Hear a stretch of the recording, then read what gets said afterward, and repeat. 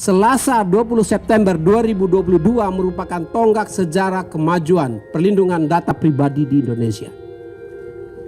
Pemerintah dan bersama-sama dengan DPR RI telah mengesahkan legislasi primer yang menjadi payung hukum utama perlindungan data pribadi di Indonesia, yakni Undang-Undang Pelindungan Data Pribadi yang sering disingkat UU PDP. Apakah rancangan undang-undang? DPR resmi mengesahkan Undang-Undang atau UU Pelindungan Data Pribadi dalam rapat paripurna Selasa 20 September 2022. Regulasi ini berisi 16 bab dan 76 pasal yang memuat aturan tentang perbedaan data pribadi dan umum, hak pemilik data, tugas pengendali data hingga sanksi bila terjadi kebocoran data. Undang-undang ini disebut berada langsung di bawah lembaga presiden. Lantas, bagaimana hal ini akan berdampak pada proses pengumpulan data pribadi masyarakat? Dan mampukah Undang-Undang PDP menjadi juru selamat data pribadi masyarakat?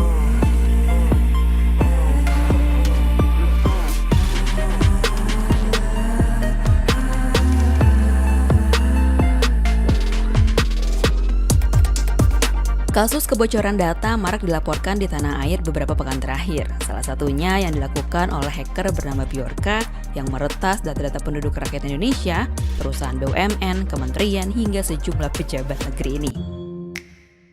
Melansir data perusahaan keamanan siber Surfshark, Indonesia ternyata menempati urutan ketiga nih negara dengan jumlah kasus kebocoran data terbanyak di dunia.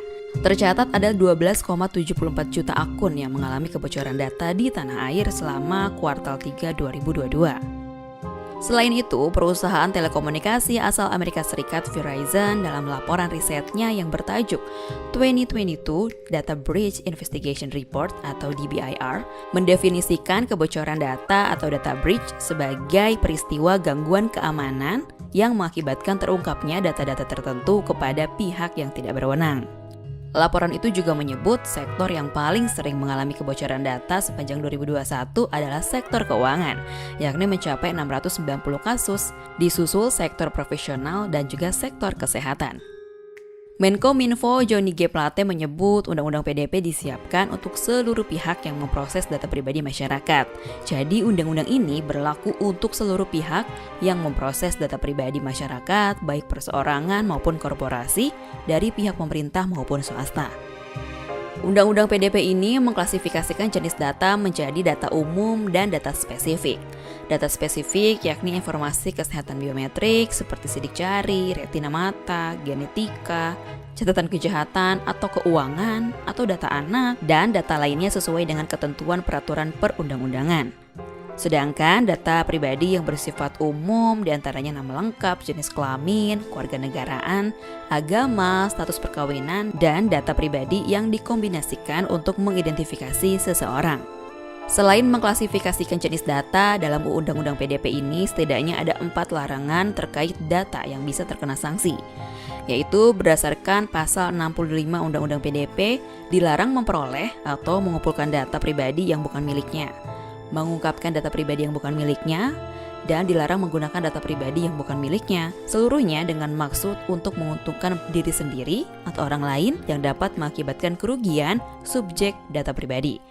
Serta pasal 66 UU PDP yaitu dilarang membuat data pribadi palsu atau memalsukan data pribadi dengan maksud untuk menguntungkan diri sendiri atau orang lain yang dapat mengakibatkan kerugian bagi orang lain.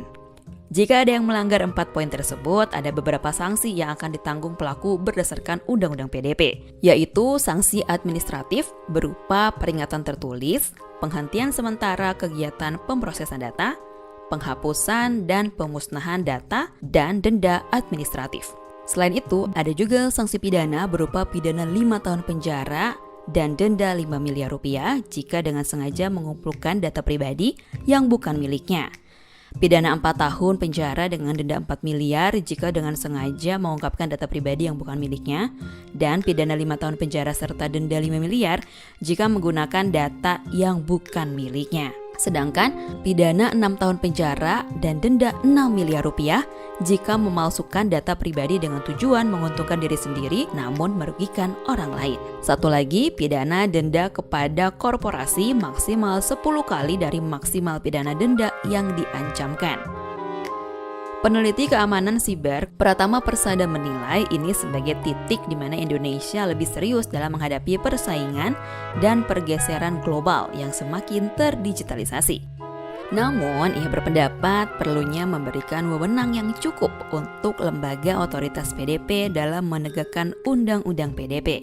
Jangan sampai Undang-Undang PDP ini menjadi macan ompong dan nanti dituduh menghabiskan anggaran negara saja. So, kalau menurut sahabat Kata Data gimana? Apakah mampu Undang-Undang PDP jadi penyelamat data pribadi masyarakat?